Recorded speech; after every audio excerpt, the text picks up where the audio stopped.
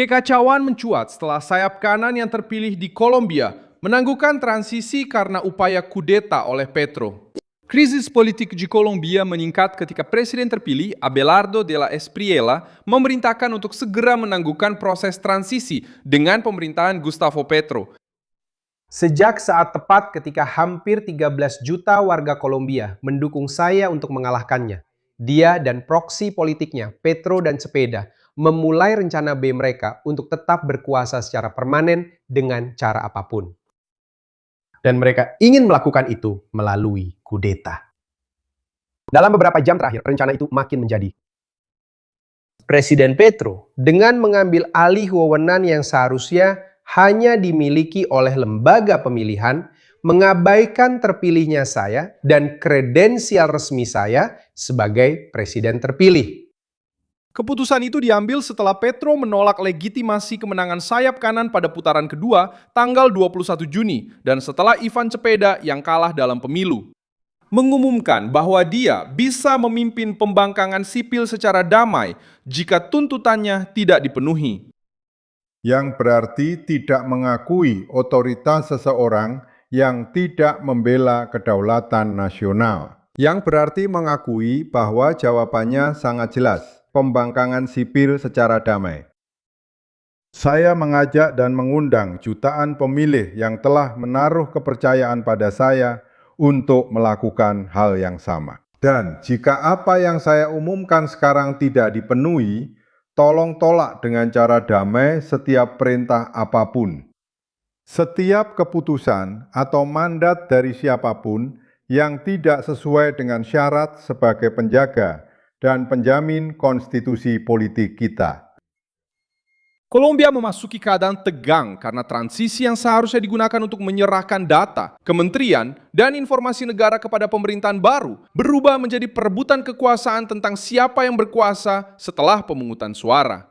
Abelardo menuduh Petro dan Cepeda mencoba mempertahankan kekuasaan dan menggunakan narasi kecurangan untuk menghalangi pelantikan yang dijadwalkan pada 7 Agustus 2026. Petro berbicara tentang adanya ketidakteraturan, tetapi sampai sekarang tuduhan tersebut belum disertai dengan bukti publik yang mampu membatalkan hasil yang telah diakui dalam proses pemilu. Kalangan kanan melihat hal ini sebagai manuver yang berbahaya. Dan kewaspadaan pun meningkat karena pemilihan ini berlangsung sangat ketat. Dengan 49,66 untuk Abelardo dan 48,70 untuk Cepeda, inilah jenis selisih yang biasanya coba diubah menjadi kerusuhan oleh kelompok kiri ketika mereka kalah. Bagaimana Abelardo berniat mencegah agar transisi ini tidak berubah menjadi ajang kudeta? Saya akan segera menceritakan semuanya kepada Anda. Jika Anda menyukai konten yang langsung dan tanpa basa-basi seperti ini, pertimbangkan untuk berlangganan, karena di sini ada video seperti ini setiap hari.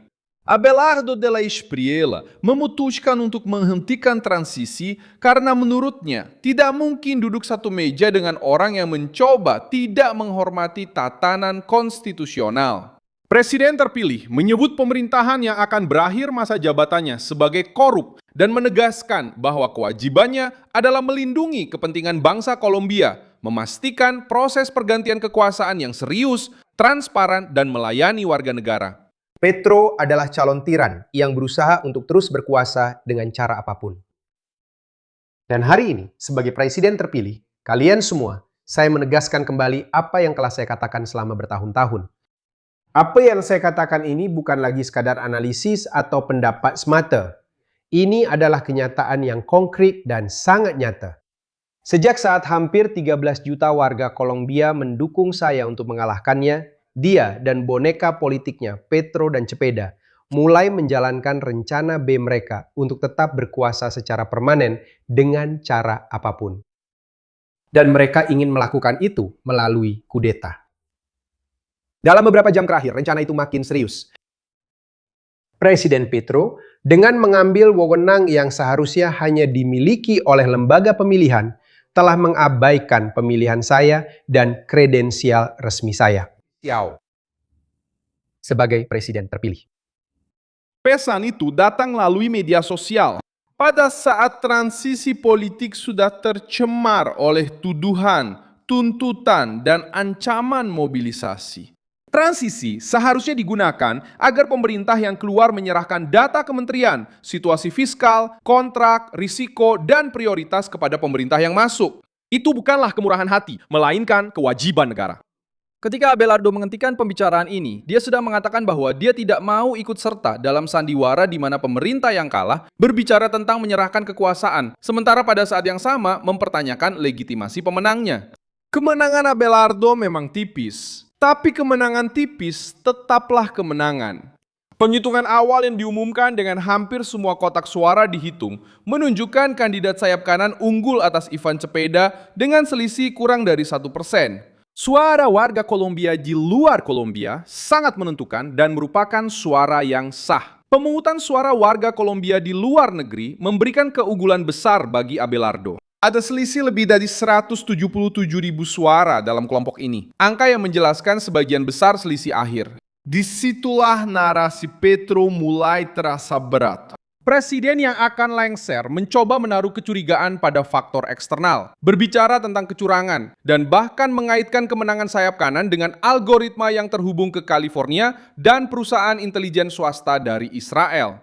Namun, tuduhan tanpa bukti yang kuat tidak bisa dijadikan alat untuk membatalkan sebuah pemilu. Pinga mata internacional melemarkan argumen Petro.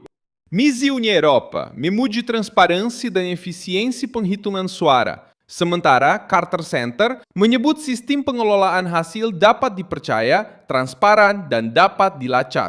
Hal ini tidak menghalangi analisis atas pengaduan resmi, tetapi mencegah keraguan politik digunakan sebagai alasan untuk mengacaukan pelantikan presiden terpilih. Ivan Cepeda ikut masuk dalam krisis ini dengan sikap yang semakin memanaskan suasana. Senator sayap kiri itu mengumumkan bahwa dia bisa memimpin aksi pembangkangan sipil secara damai jika Abelardo tidak memenuhi syarat sebelum pelantikan. Itu berarti tidak mengakui otoritas seseorang yang tidak membela kedaulatan nasional. Agar jelas, pembangkangan sipil secara damai.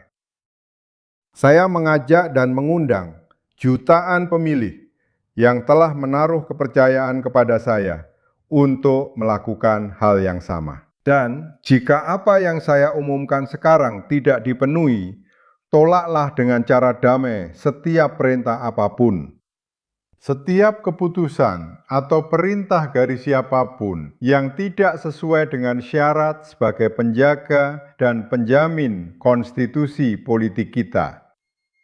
Seperti yang diajarkan oleh pembangkangan sipil kepada kita, ketika hukum, institusi, atau otoritas bertentangan dengan hati nurani moral, Di antara tuntutannya adalah pelepasan kewarganegaraan Amerika oleh presiden terpilih, jaminan tentang keamanan nasional, dan kedaulatan yudisial.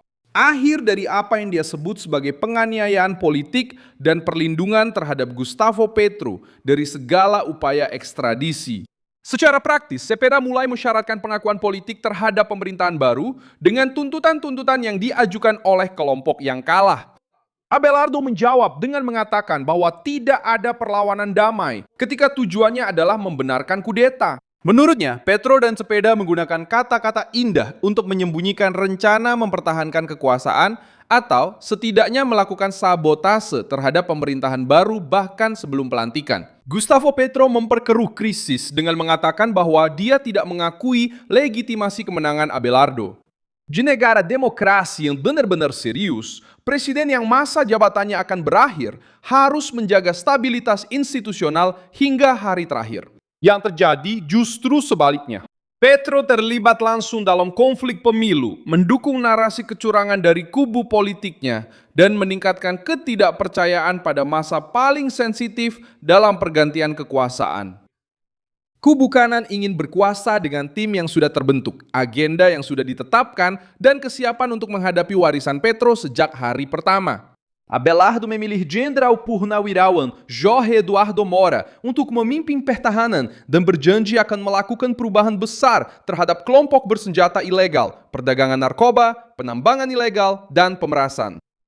Tugas pertama tim ini adalah mencabut mulai dari tanggal 7 Agustus itu sendiri semua hak istimewa yang telah diberikan Petro kepada kelompok narkoteroris.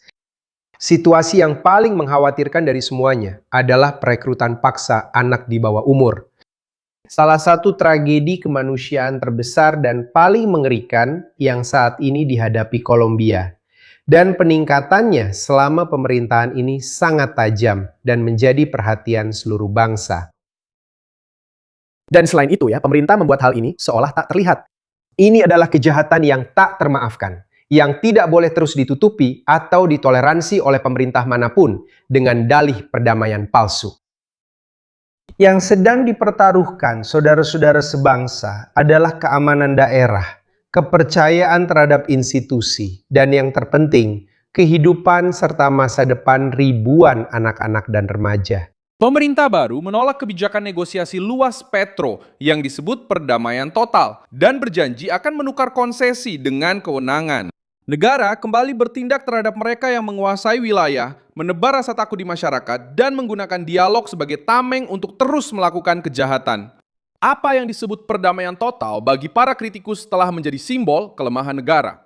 Abelardo berjanji akan membongkar model ini dan mengaktifkan kembali perintah terhadap para penjahat yang sebelumnya dilindungi oleh pembicaraan politik. Perpekahan ini membantu menjelaskan mengapa pihak kiri berusaha meningkatkan ongkos pelantikan. Kemenangan Abelardo bukan sekadar pergantian nama di istana.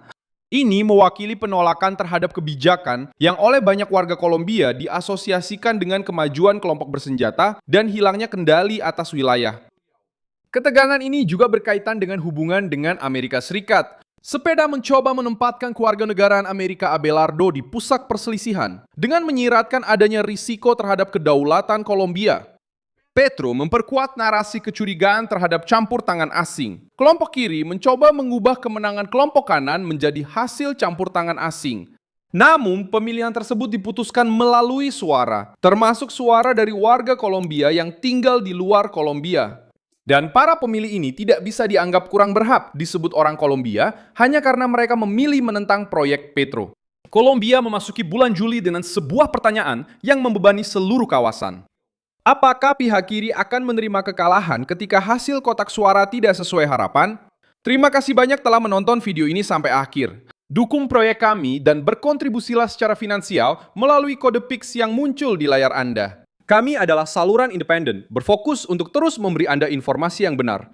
Kontribusi Anda membantu kami untuk terus bertahan.